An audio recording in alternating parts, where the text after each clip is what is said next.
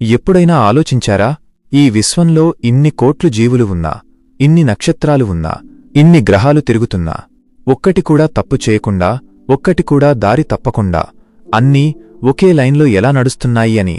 సూర్యుడు రోజూ అదే సమయానికి ఉదయిస్తాడు, చంద్రుడు తన దశలను తప్పకుండా పూర్తి చేస్తాడు, సముద్రం తన హద్దు దాటదు, గుండె మనం గుర్తుపెట్టుకోకపోయినా ఆగకుండా కొట్టుకుంటుంది.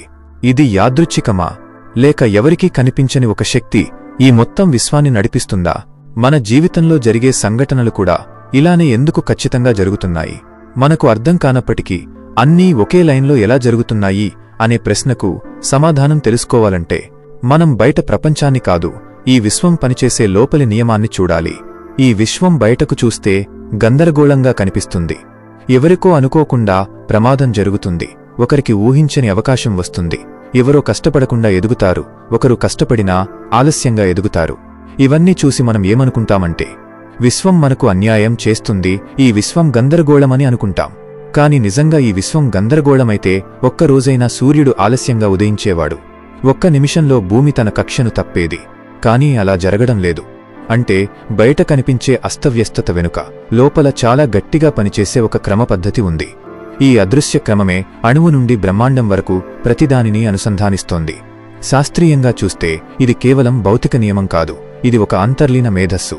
ప్రతి నక్షత్రం, ప్రతి కణం ఒకదానితో ఒకటి ఒక అదృశ్యమైన శక్తి తంతువుతో ముడిపడి ఉన్నాయి. ఒక చోట జరిగే చిన్న కదలిక మరో చోట పెద్ద మార్పుకు కారణమవుతుంది.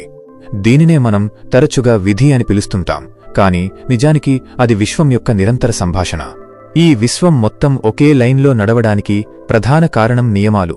మనం సైన్స్లో గ్రావిటీ అంటాం, ధర్మంలో ఋతం అంటారు, తత్వంలో క్రమం అంటారు.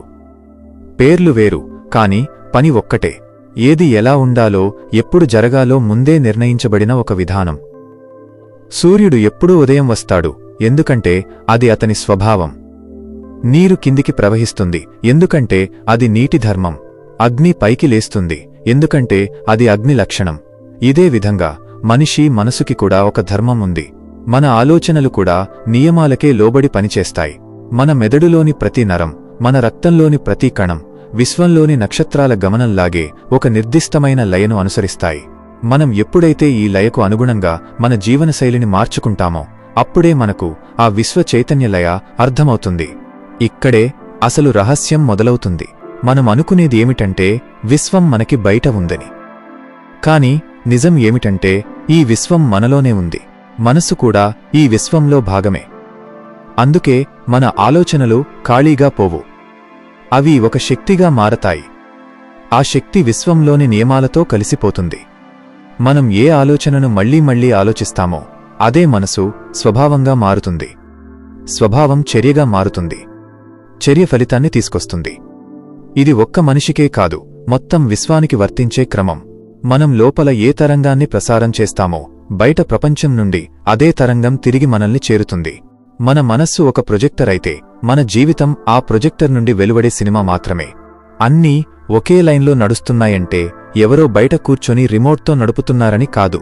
ప్రతి అంశం తన స్వభావం ప్రకారం స్పందిస్తోంది.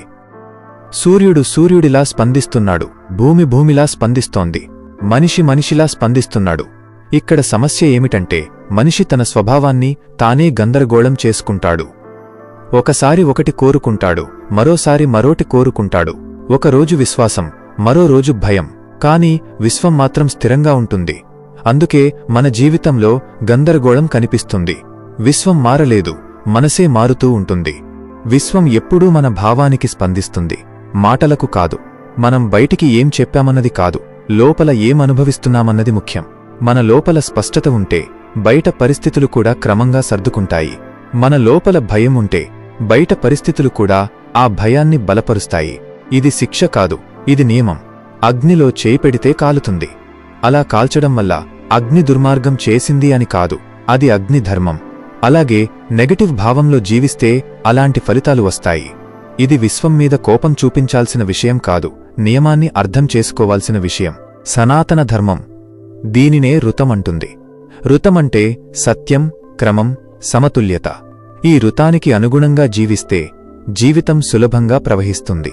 దీనికి వ్యతిరేకంగా పోతే అదే జీవితం భారంగా అనిపిస్తుంది. నది ప్రవాహంతో కలిసి ఈదితే సులువు, ప్రవాహానికి ఎదురుగా ఈదితే అలసట. నది చెడ్డది కాదు, ప్రవాహానిది కూడా తప్పు కాదు. మన దిశే అసలు సమస్య. మనం విశ్వ ప్రవాహాన్ని ఎదిరించాలని చూసినప్పుడు రాపిడి ఏర్పడుతుంది. ఆ రాపిడినే మనం మానసిక ఒత్తిడి అని, ఆందోళన అని పిలుస్తాం. ఎప్పుడైతే మనం ఆ ప్రవాహానికి శరణాగతి చెందుతామో అప్పుడు అద్భుతాలు జరగడం మొదలవుతాయి. అన్నీ ఒకే లైన్లో నడవడానికి ఇంకొక ముఖ్యమైన కారణం కర్మ. కర్మ అంటే శిక్ష కాదు, బహుమతి కాదు. కర్మ అంటే చర్యకు స్పందన. ప్రతి చర్య ఒక ముద్ర వేస్తుంది. ఆ ముద్ర తగిన సమయంలో స్పందిస్తుంది. మీరు ఒక నిశ్శబ్దమైన కొండల మధ్య నిలబడి గట్టిగా అరిచారనుకోండి, ఆ ధ్వని ప్రతిధ్వనించడానికి కొంత సమయం పడుతుంది. మీరు అరిచిన వెంటనే ఆ శబ్దం మీకు తిరిగి వినిపించలేదు కదా అని మీరు అరవలేదని అర్థం కాదు. ఆ శబ్దం గాలిలో ప్రయాణిస్తూనే ఉంది. అది ఖచ్చితంగా తిరిగి వచ్చి తీరుతుంది. మన జీవితంలో కూడా మనం చేసే పనుల ఫలితాలు ఒక్కోసారి ఆలస్యంగా రావడానికి కారణం ఇదే. విశ్వం దేనినీ మర్చిపోదు. అది కేవలం ఆ ఫలితాన్ని మీకు అందించడానికి సరైన సమయం కోసం వేచి ఉంటుంది. మనకు అర్థం కానప్పుడు విశ్వం నిశ్శబ్దంగా పనిచేస్తోంది. మనం ఆతృతపడుతున్నప్పుడు అది శాంతిగా ఉంటుంది. మనం తొందరపడుతున్నప్పుడు అది వేచి ఉంటుంది. ఎందుకంటే విశ్వానికి తొందర లేదు, దానికి భయం లేదు. అది పూర్తిగా క్రమంలో నడుస్తోంది. మనం ఆ క్రమాన్ని అర్థం చేసుకున్నప్పుడు మనలో కూడా ఒక నిశ్శబ్దం వస్తుంది. ఆ నిశ్శబ్దం నుంచే స్పష్టత వస్తుంది. స్పష్టత నుంచే సరైన నిర్ణయాలు వస్తాయి. మన ఆతృత లేదా అసహనం విశ్వ నియమాలను మార్చలేవు. అవి కేవలం మన ప్రశాంతతను మాత్రమే దెబ్బతీస్తాయి. నిజమైన జ్ఞాని అంటే విశ్వం తన పనిని తాను చేసుకుపోతుందని నమ్మి తన కర్తవ్యాన్ని నిశ్శబ్దంగా నిర్వహించేవాడు. అన్నీ ఒకే లైన్లో నడుస్తున్నాయంటే మన జీవితంలోని కష్టాలు కూడా అర్థంలేనివి కావు. అవి మన దారిని సరిచేసే సూచనలు. మనం తప్పు దిశలో వెళుతున్నప్పుడు జీవితం ఒత్తిడి పెడుతుంది. దీనిని మనం బయో ఫీడ్బ్యాక్ లాగా భావించాలి. ఒక కష్టం వచ్చినప్పుడో, ఒక నష్టం జరిగిందిన్నప్పుడో విశ్వం మనకు ఏం చెబుతుందంటే, నువ్వు దారి తప్పావు, మళ్ళీ ఆ సరైన లైన్లోకి రా అని. సరైన దిశలో ఉన్నప్పుడు విషయాలు సహజంగా జరిగిపోతాయి. దీనిని మనం అదృష్టం అంటాం. కానీ అదృష్టమనేది బయట్నుంచి పడేది కాదు. మన లోపల మనం ఏ స్థితిలో ఉన్నామో దానికి వచ్చిన స్పందన. ఈ విశ్వం మన శత్రువు కాదు. మనను పరీక్షించడానికి రాలేదు, మనల్ని నడిపించడానికి వచ్చింది. దాని భాష అర్థం చేసుకున్నవాడికి జీవితం భారంగా ఉండదు. భయం తగ్గుతుంది, తొందర తగ్గుతుంది, అవసరం లేని పోరాటం తగ్గుతుంది. అప్పుడు మనం కూడా ఈ విశ్వంలాగే ఒకే లైన్లో నడవడం మొదలుపెడతాం. మీ గమ్యం కంటే మీ ప్రయాణం మీద ఎక్కువ దృష్టి పెట్టండి. ఎందుకంటే మీరు ఆ విశ్వక్రమంలో భాగమైనప్పుడు గమ్యం మిమ్మల్ని వెతుక్కుంటూ వస్తుంది.